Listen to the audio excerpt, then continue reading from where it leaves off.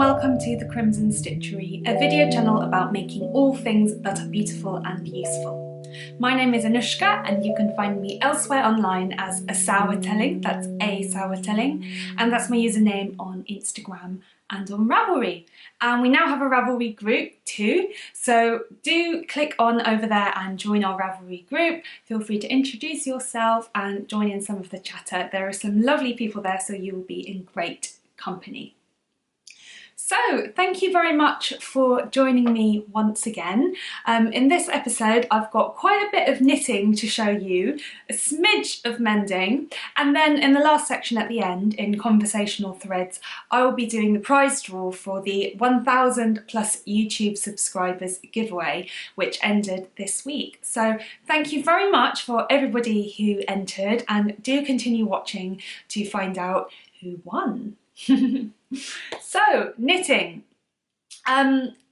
Firstly, actually, before I get into the knitting, I'll just say, in the last podcast video, I asked people what they thought about the video format, having kind of a 30 to 40 minute long podcast chat every fortnight and possibly having shorter videos that are interspersed, because I've got lots of ideas about how I want to develop this channel and I'd really like to be able to do it regularly, which can be quite tough fitting in with my schedule because to be honest with you, I'm spread a little bit too thin at the moment.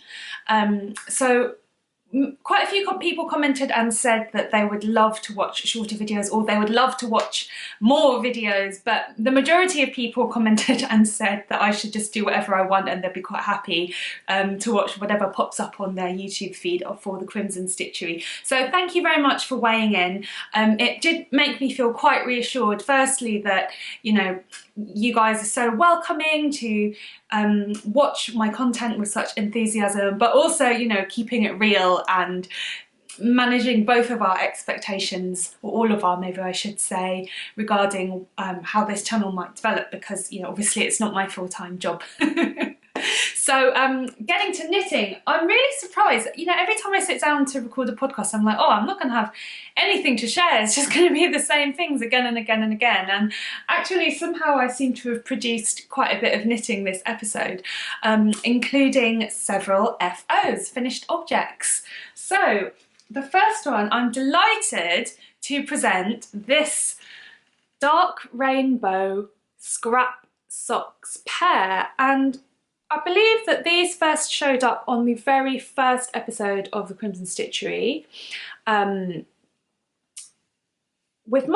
were received with a lot of enthusiasm from my audience, you guys, but which was quite needed actually, because I had completely lost enthusiasm for working on them myself. So it's so wonderful and very motivational and heartening to start all of these dialogues through YouTube, Instagram, Ravelry. It's so touching and it means a lot to me, and definitely that cheerleading got this socks finished. So if you haven't watched all the way back through my catalogue, these are a pair of scrap socks, and I work on a lot of scrap socks because I basically hate having a stash, and contrary to a lot of other knitters on the internet, I think that sock yarn does count for a stash, and I also think that sock yarn leftovers count for a stash because they just build up and they take up physical space that could be, you know, used up by, I don't know, plants, food, or just more yarn. Let's face it, you know, who wants to be carrying around all of these leftovers for, you know, decades? Let's be honest, decades at a time. So I got these rainbow scrap socks done. Now they are using scraps from rainbow is one. This fuchsia blue gradient is 2, then there was the aqua heel, that's 3, there was some black, that's 4, and I think there was a little bit of extra put in from a 5th pair of dark blue socks. So I think that this assembles scraps from 5 pairs of socks, 5 pairs, wow. And I put them together and this is what I have ended up with. Yeah, I don't know really what there is much to say about them. I love the rainbow, the dark rainbow cuffs. I think it works really well. And the fact is, you know, the foot is quite random. It's got this dark fuchsia stripe. which is a little bit jarring, but to be honest with you, it doesn't matter because this part of the sock, the sole, is going to be inside the shoe and you're only going to see the cuffs when I'm out and about. You'll just see a little flash of ankle and a little pop of dark rainbow. So it's going to be totally fine. And I'm at heart pretty thrifty, pretty frugal, so it actually makes me really happy to have this random pink portion of the foot sneaking inside my toe. It's almost like a stupid hidden secret where like only I know, you know, haha, you think maybe I've got some fancy, you know, self-striping sock, but actually I've just got something completely random tucked away in my shoe and nobody ever need know apart from me and now the internet. So there.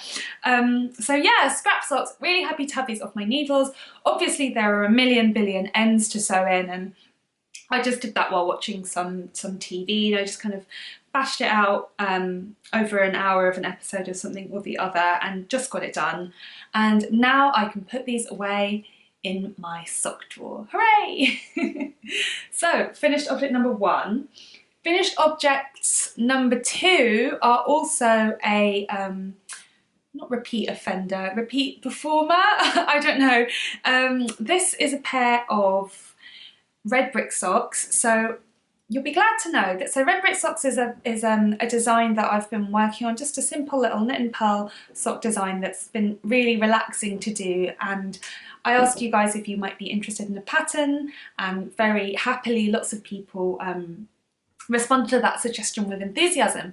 So here is another pair of red brick socks, and they've got this really lovely subtle texture that just lifts it. It's really enjoyable to knit. They fit really well because of the stitch pattern.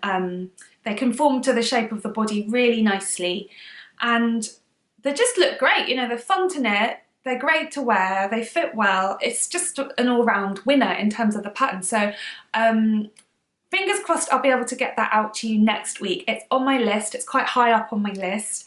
And to be honest with you, I only have to take some photographs and just finalise some details of the pattern writing and layout, and they'll be ready. So I'm aiming to make a short little, you know, 5 minutes maybe, video announcing the release of the pattern, and there will be a discount code as well. So do keep an eye out on YouTube. If you haven't already, you could hit subscribe, and you've got the option for setting off a notification as well when new videos are released. So yeah, so watch out for more information about my first ever sock pattern coming soon. FO number 2. The third, almost FO, is this hat.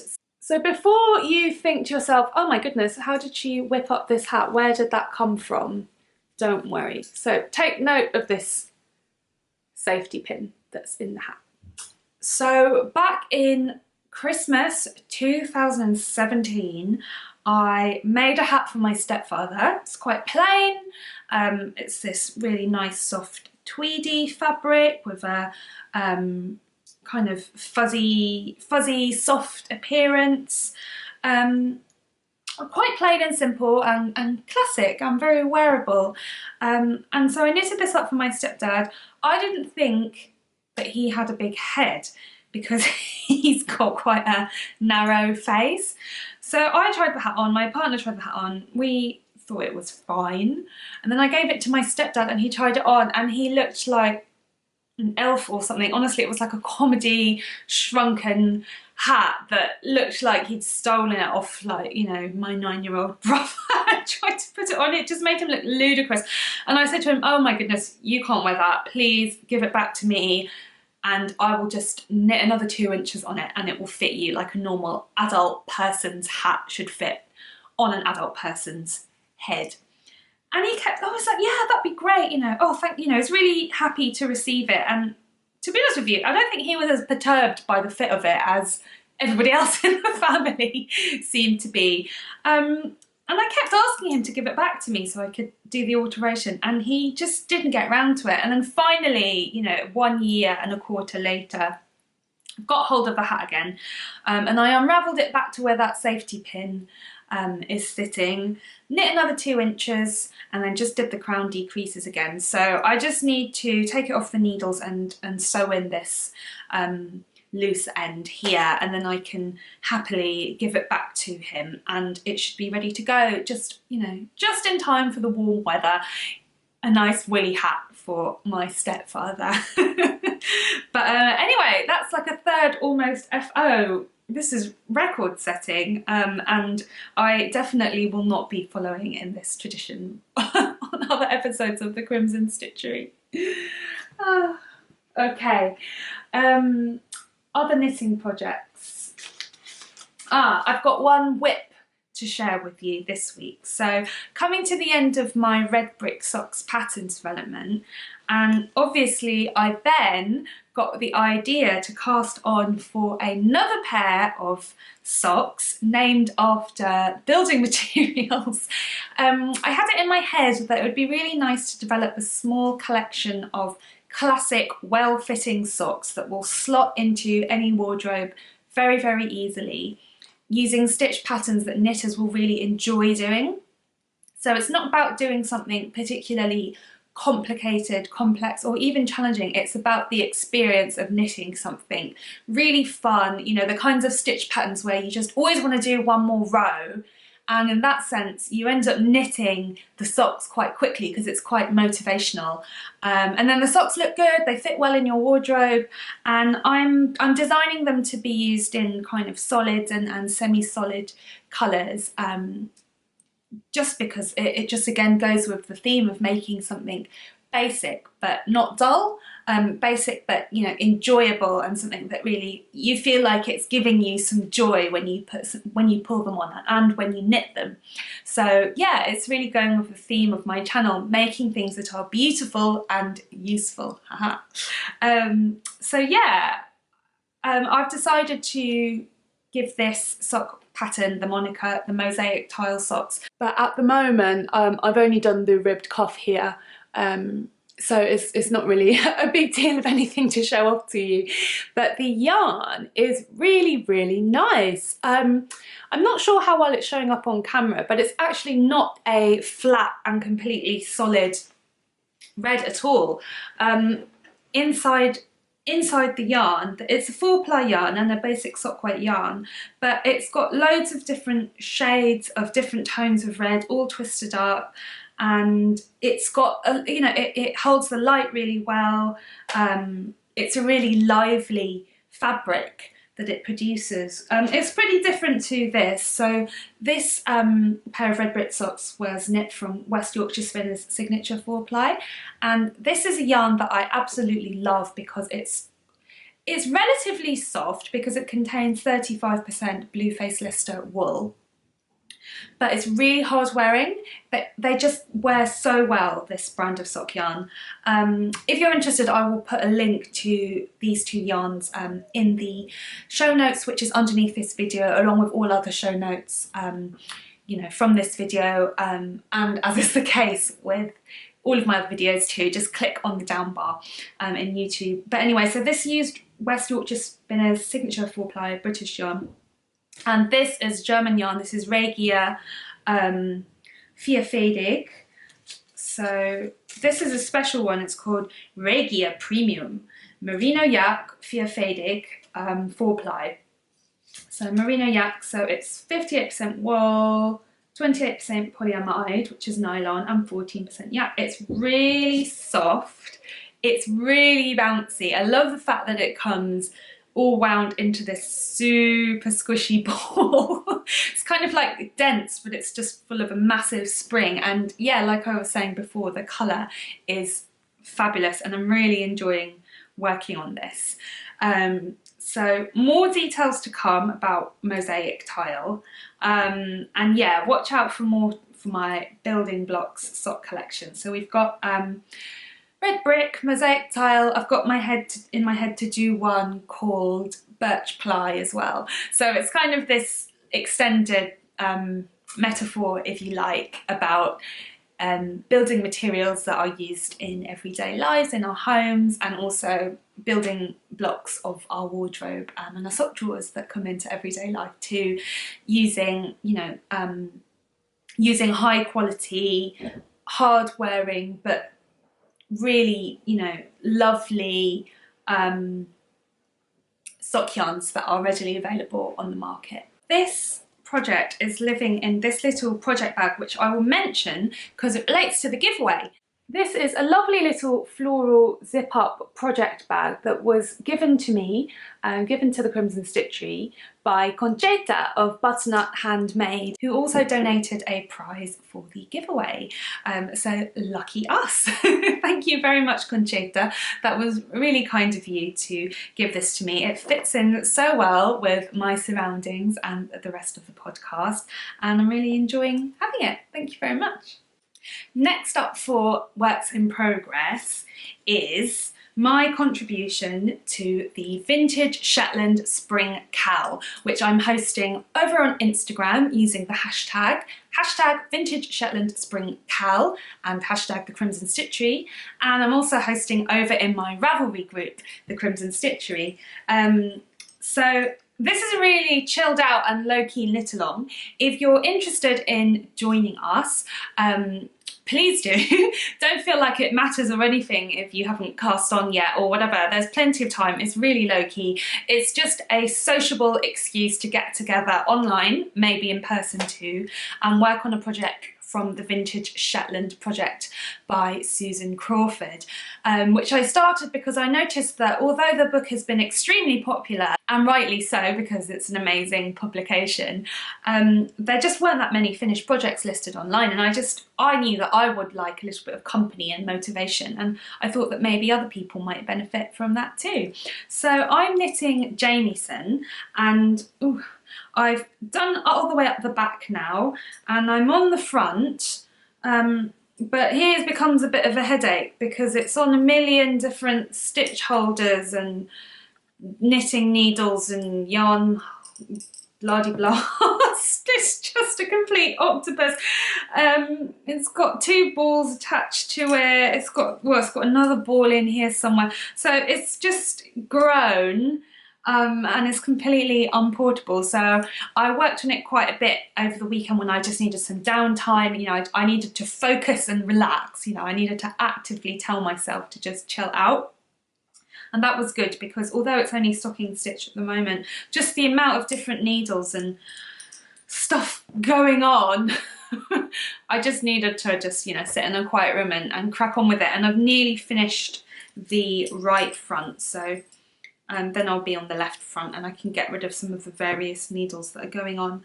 And then I will pick up around the armhole, I believe, to knit down the sleeve, and then it will be much more portable again, which I'm really looking forward to because it's just got a bit big.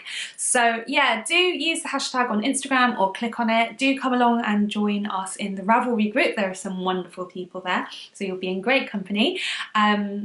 Really chilled out, low-key KAL. Whips are allowed and encouraged, just in case, you know, in the back of your mind somewhere this sparks a memory and you decide to go, you know, diving around in your yarn stash, if you will, you know, and unlodge an old project. Do come and join us because we would love to have some more knitters join us at the Vintage Shetland Spring KAL.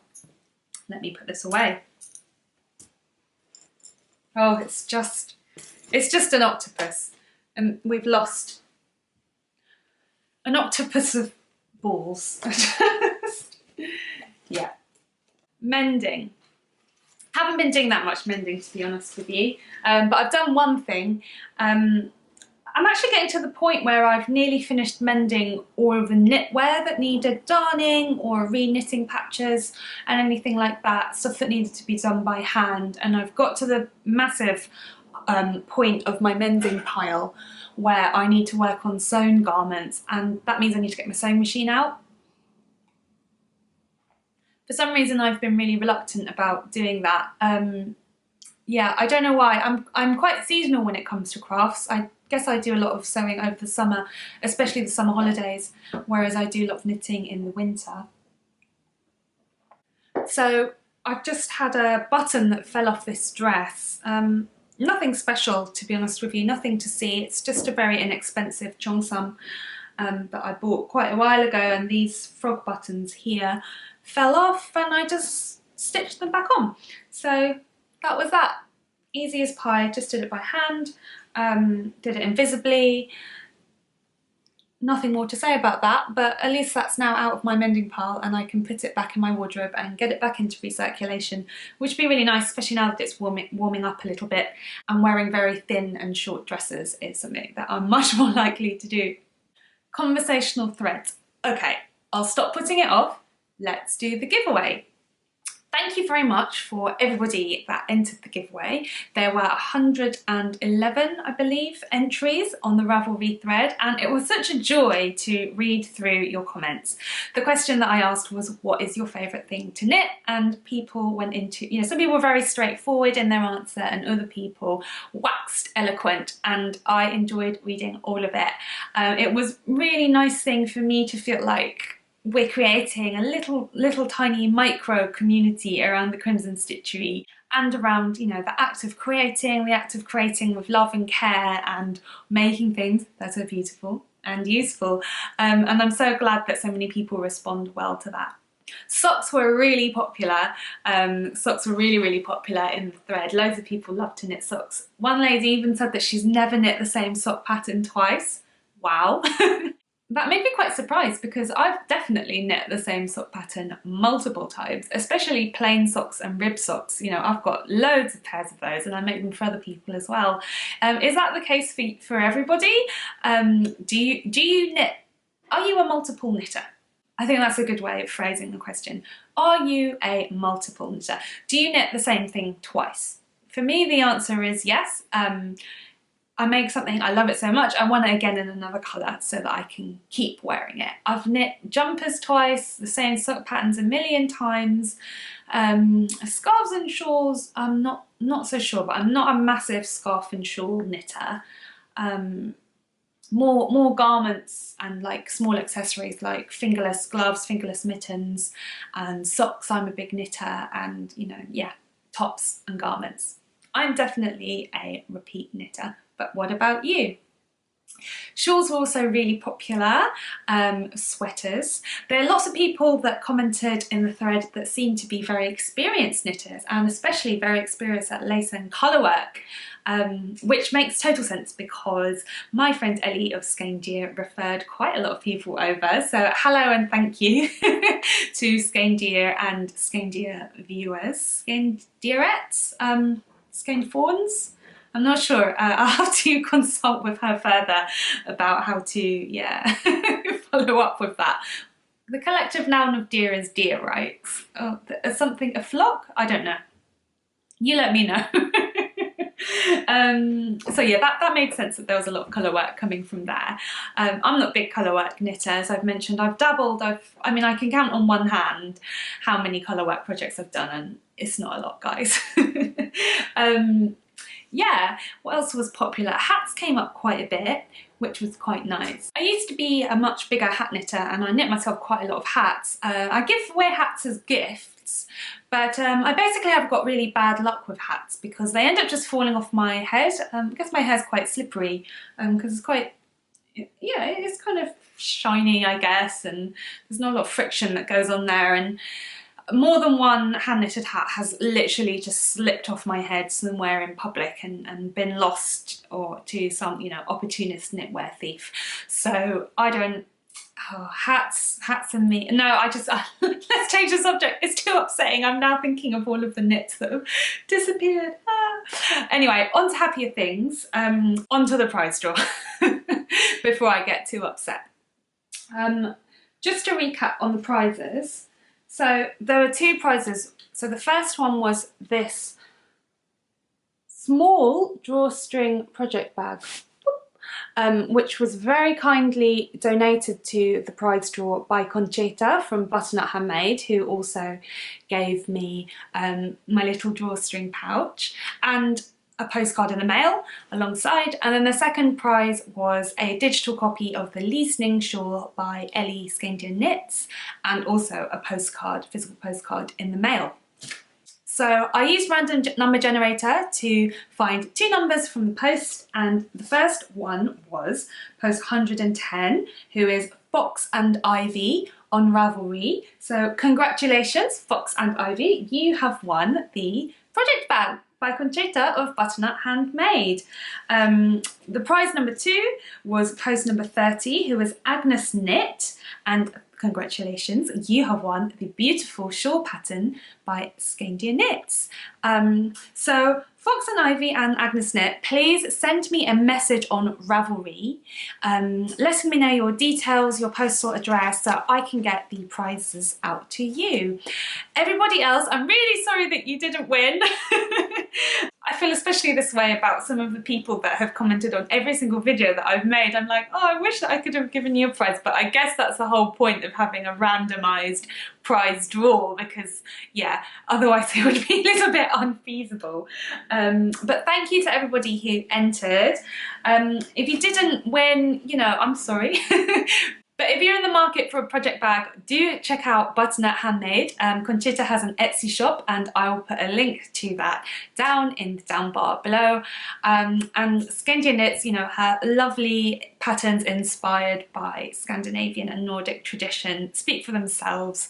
You can find the full range of her patterns on Ravelry.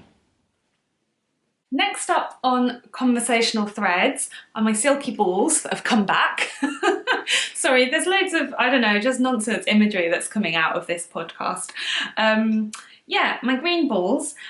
Thanks very much for everybody who made suggestions on what to do with this gorgeous jade green hand-dyed lace weight yarn that I purchased at the first Edinburgh Yarn Festival all the way back in 2013. There were some great suggestions, but the one that really struck me was a little bit of a curveball, so well done to the person that suggested crochet. I don't know why I hadn't even considered crochet for this yarn. So the person that suggested crochet suggested a gorgeous crochet shawl. I'm not going to do that because I've already got a jade green shawl, so I don't need a second one. But just the whole idea of crochet full stop was such a good idea, because the yarn is so thin, but it's really drapey. But crochet creates fabric that is very, very thick and can be a little bit stiff. So the fact that the thinness and the natural drape of this yarn will counter the kind of typical fabric properties that are associated with crochet. So that was, you know, that was fabulous. The other thing about crochet is that it uses up a lot of yarn, but I've got quite a lot of this as well. At least 1,600 meters, so that should be enough to make something. I had fun having a little browse on Ravelry at crochet patterns, and crochet design has come really far. Let's agree. There's some absolutely beautiful stuff, and I'm a little bit torn about what to make.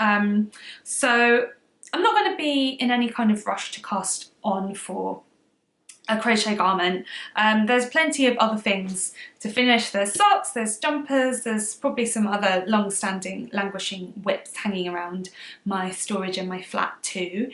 But I might do a poll here on YouTube, or maybe on Instagram as well, when I sort of narrow it down to 2 or 3 options. I've never crocheted a garment before, only home accessories, so I'm really excited about doing that. Oh, that's not true actually. I have crocheted a baby jacket.